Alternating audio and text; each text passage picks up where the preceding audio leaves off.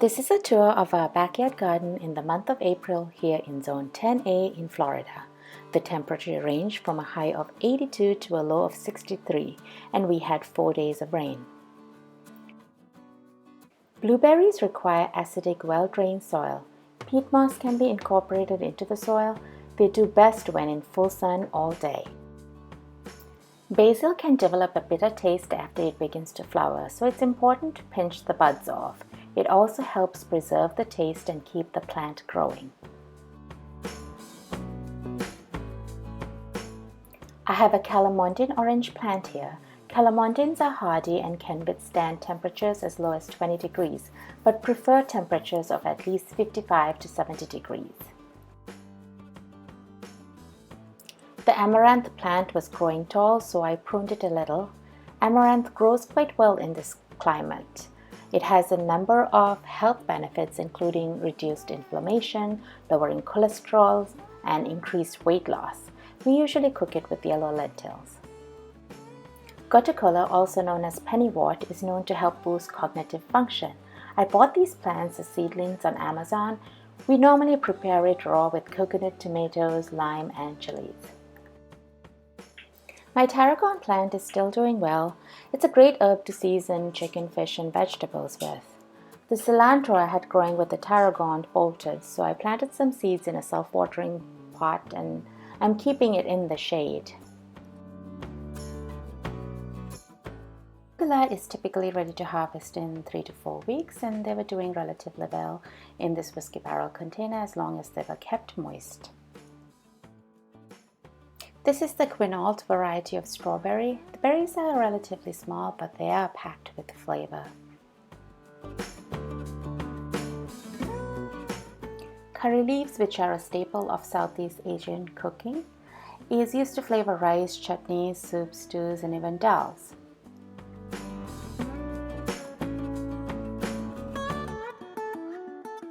When it comes to peppers, the more often you harvest, the more peppers you will end up over the course of the season.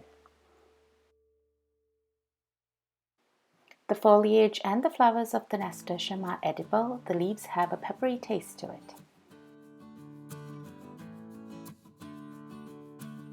This is a squash that I planted as a seed, and I'm hoping that it does. The lacinato kale is still doing quite well. It's important to keep the soil consistently moist throughout the growing season. Next to it, I have Swiss chard growing. Typically a cool season crop, the Swiss chard is also very heat tolerant and is doing really well here in Florida. I may have planted the daikon radish, Swiss chard, and kale a little too close to each other. I did harvest a couple of radishes that grew to be almost 12 inches. Sadly, I lost the footage when my camera died. I loved having bok choy growing in my garden. It is such a versatile green.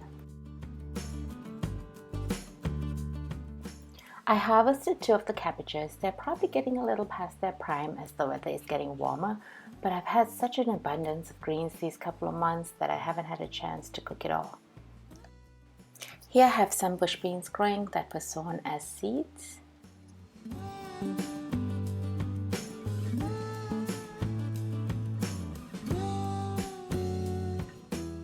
I think this is powdery mildew that I have on my mustard greens. I pulled out all the leaves affected by it, and then eventually I pulled out the whole plant. It may have been the overhead watering that precipitated the powdery mildew.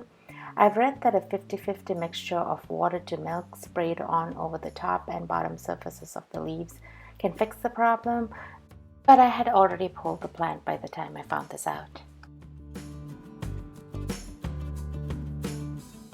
I have a row of French breakfast radishes growing over here.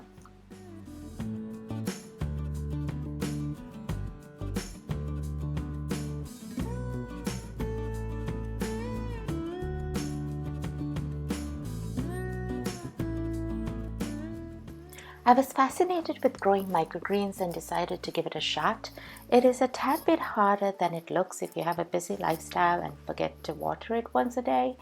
My greens did wilt on a couple of occasions but ended up surviving, and we discovered a young fan of the microgreens in our household.